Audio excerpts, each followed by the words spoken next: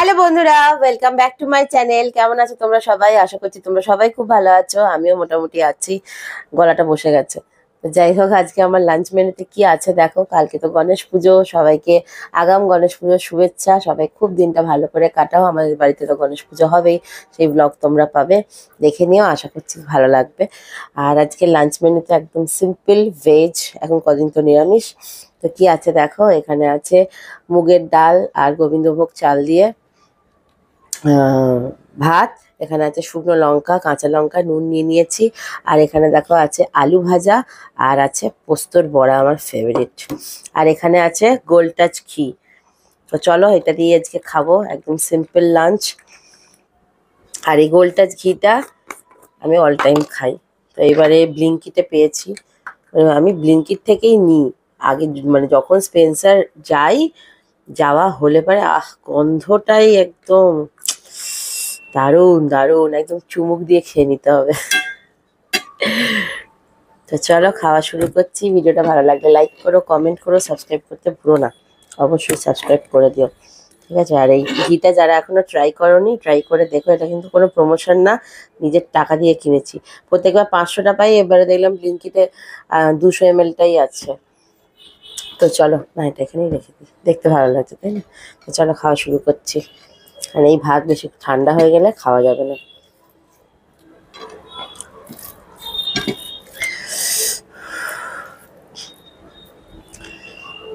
আমার অনেক ঘি আমি ট্রাই করি, অনেক। আগে ঝর্ণা খেতাম, তারপরে মটন বলছি, মটন ঘি।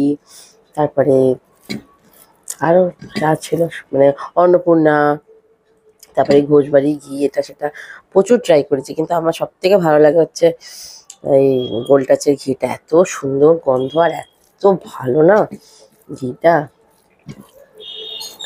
তো চলো, খাওয়া শুরু করছি। হুম,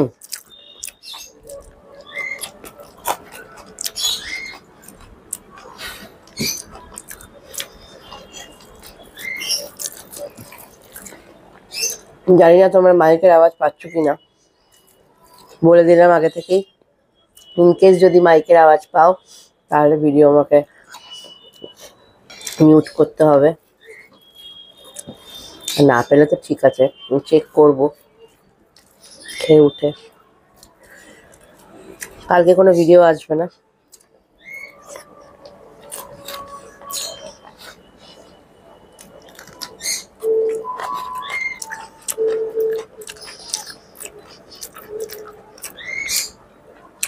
পোস্ত বড়া সাইজ দিয়ে তো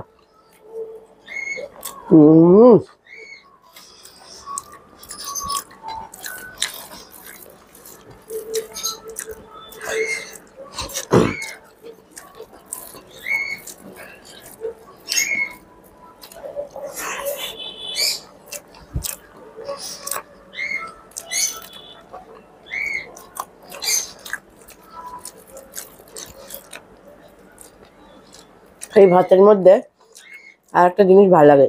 এ বাবা, মা আলু সেদ্ধ মেখেছিল, একটু ভুলে গেছি। সেটা হচ্ছে মটর ডাল ভিজিয়ে রেখে বেটে একটু লঙ্কা দিয়ে দিয়ে ভাতটা যখন হয়, তখন বেশ গোল গোল করে ডাব ডাব করে ভাতে দিয়ে দেবে। নামাবার সময় একটু বেশি করে ঘি দিয়ে খেয়ে দেখবে, জাস্ট অসাধারণ লাগে।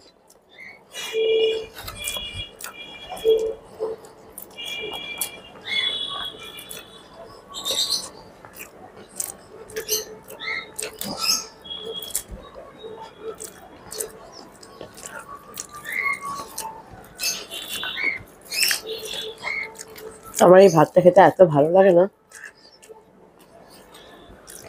আমারও খুব ফেভারিট, সৌরভেরও খুব ফেভারিট।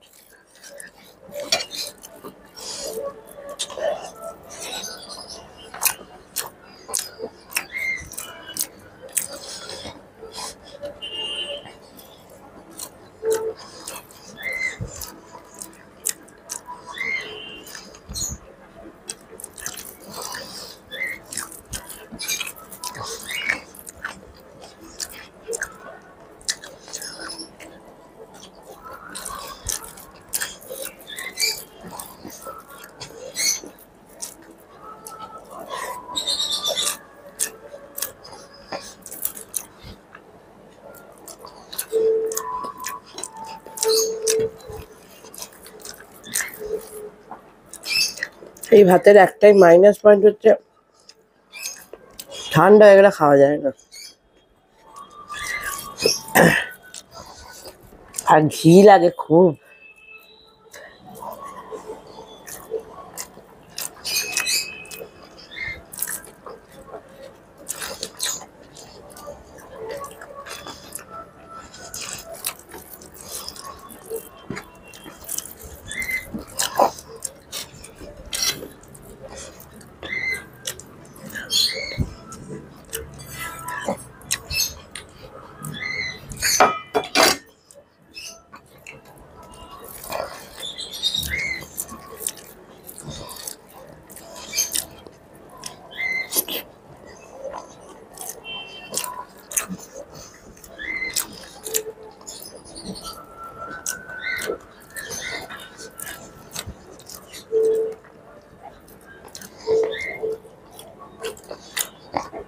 পোস্তের বড়াটা দিয়ে কি যে দারুণ লাগছে।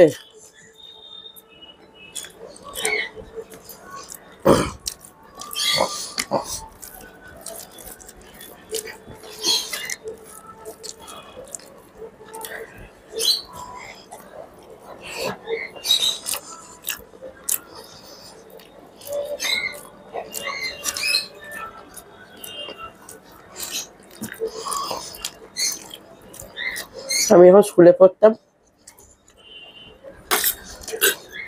প্রত্যেকদিন মা খাইয়ে দিত 11-12 অব্দিও। আর মায়েরা খাইয়ে দিলে তো একটা মানে সেই স্বাদ, সেই জিনিস নিজে খেলে হাজার স্বাদ হয় না। আমার পোস্ত বড়া খেলেই মনে পড়ে যায় আমি যখন লেকটাউন গাছে পড়তাম, বাড়ি ফিরতে ফিরতে মোটামুটি 4:30 বেজে যেত।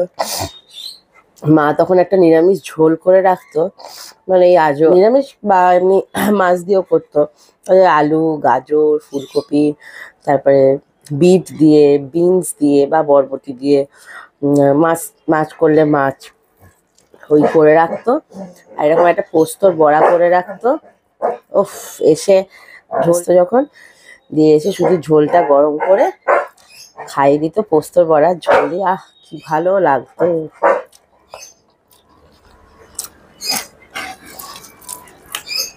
আমি এখন মাকে প্রায় বলি সেই টেস্ট এখন আর নেই।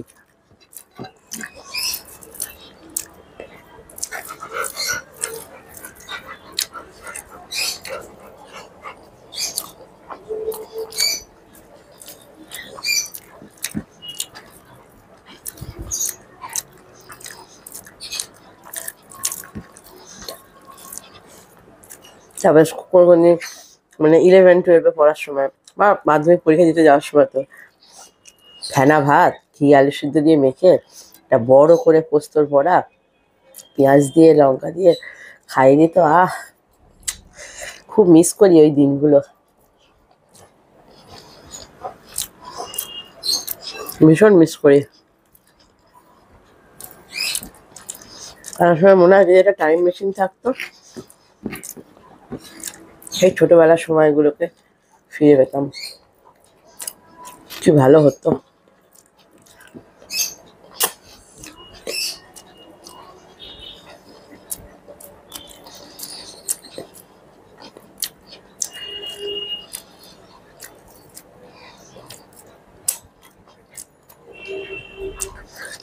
আমাদের ছোটবেলাতে এত ম্যাগিও ছিল না, এত নুডলসও ছিল না, এত মিও আমরের মন জিনিসও ছিল না।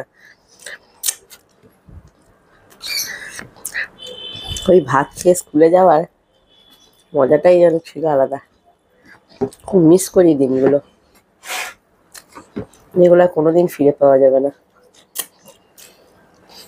চলো, অনেক কথা বললাম, খাওয়া কমপ্লিট হয়ে গেল। মাঝে মাঝে কথা বলে খেতে ভালো লাগে, তাই না বলো? অনেক কিছু শেয়ার করা যায়। চলো আজকের মতো টাটা বাই বাই। যদি যদি কেন কালকে কোনোভাবেই ভিডিও দিতে পারবো না, বাড়িতে পুজো আছে আছে। দেখা হবে তোমাদের সাথে আবার পরের দিন, মানে কালকে বাদে পরের দিন। সবাই ভালো থেকো, দেখা হচ্ছে, টাটা।